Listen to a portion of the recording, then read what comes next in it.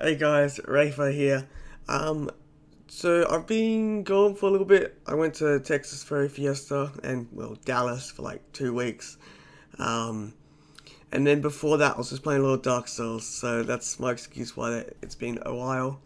Um, so I picked up a shit ton of books. Pretty much like I think I filled out that bookcase. Kinda, there's like a spot there, but it's for small books.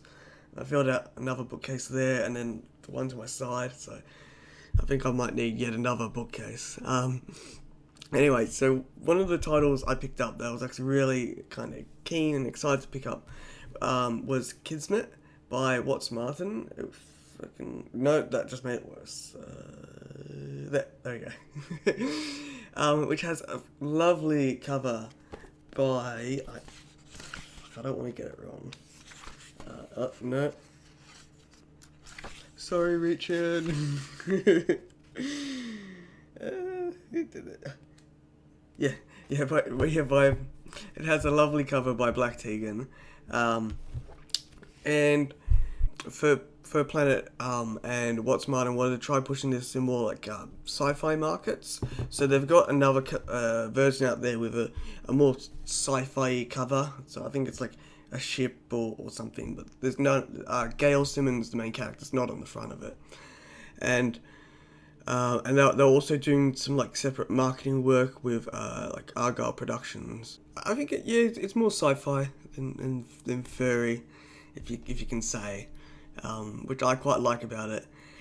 And so basically it follows the story of Gail Simmons, who's a salvage operator. And then one day she gets a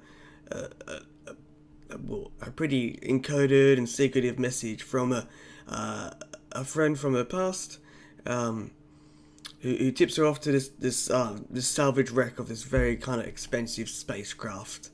And she's a bit suspected at first because there's brief yet kind of traumatic history between them, and she checks out anyway. And then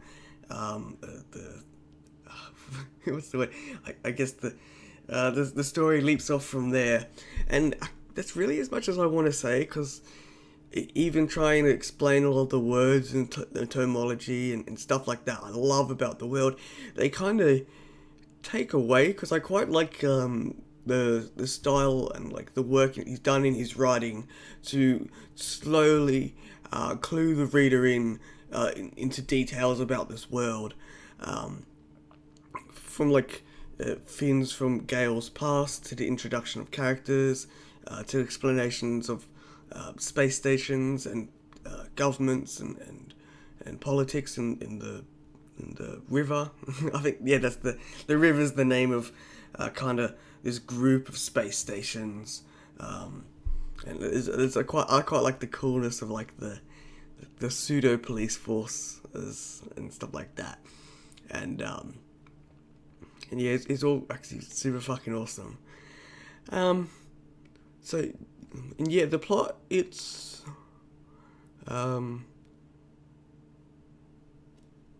it is a really good story. I do like it, and I'm not just saying that because I want Kismet to do well, for a broad range of reasons, but it was really engrossing. Like, I know on the flight, to LA, I was trying to read like several books and I kept like putting them down and like getting bored. But at least with the flight back, like I was reading Kismet constantly. Like I didn't put it down, so that's probably another promotion in itself. It's like usually I get pretty antsy on flights. Like I read something for a little bit, or I do something on the laptop for like an hour, and then like I stop. But Kismet, I'm like, no, I'm reading this like all the way through, so I didn't really get much of a breather. So and like. That's what I think I also liked about the reading style. Is like typically in like a lot of things, I get towards the end and I start getting a bit bored and burnt out because I've been constantly reading this book.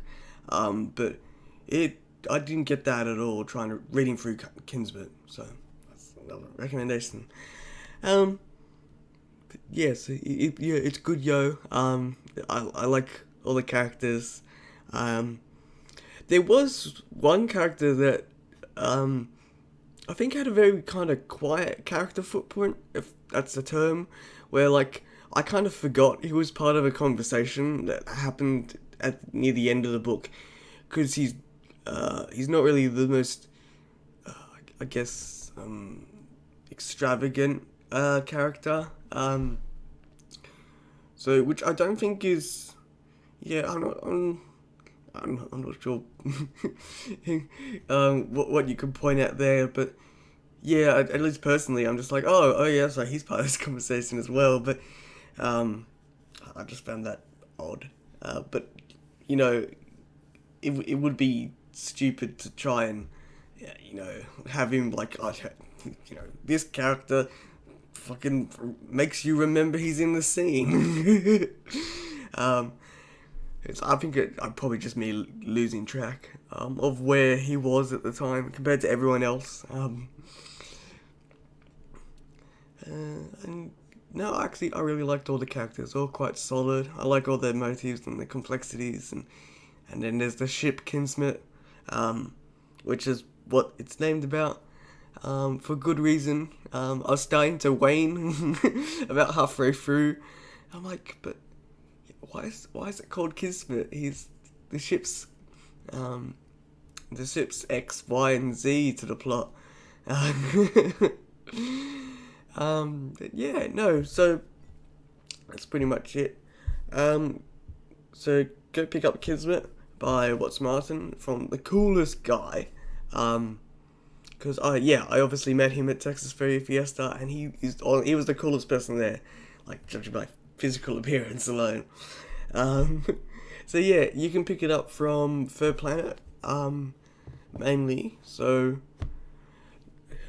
yeah, sorry, I'm just trying to catalog in my head where you can get it from. So you can pick it up for Fur Planet. You can also pick it up from their other imprint, Argyle Productions. I think the website's argyleproductions.com, and then that's kind of a separate storefront that they want to start using more and pushing more.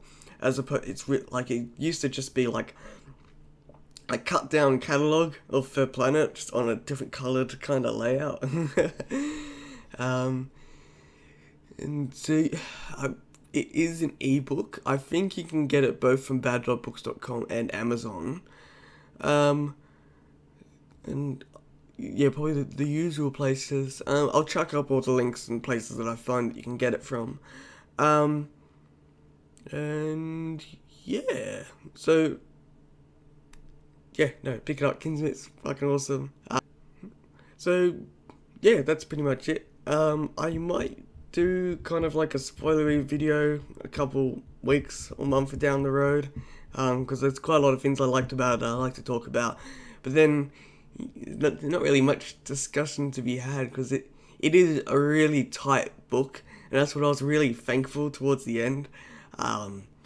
It's because, like, I was really expecting there to be like loose ends towards the end. It's like, but there might be a sequel. I'm like, well, yes and no. Like, I mean, you could. And I kind of like how everything was kind of resolved, and not kind of in like a kind of stupid way. Like, it all made quite perfect sense for it to be resolved. And that's what I really liked about it towards the end. Like, I felt, happy and complete. There was no burning questions in my mind. So yeah, that's another cool thing about it. Oh yeah, and I cried because it gets a little bit sad towards the end, but it's still a happy ending.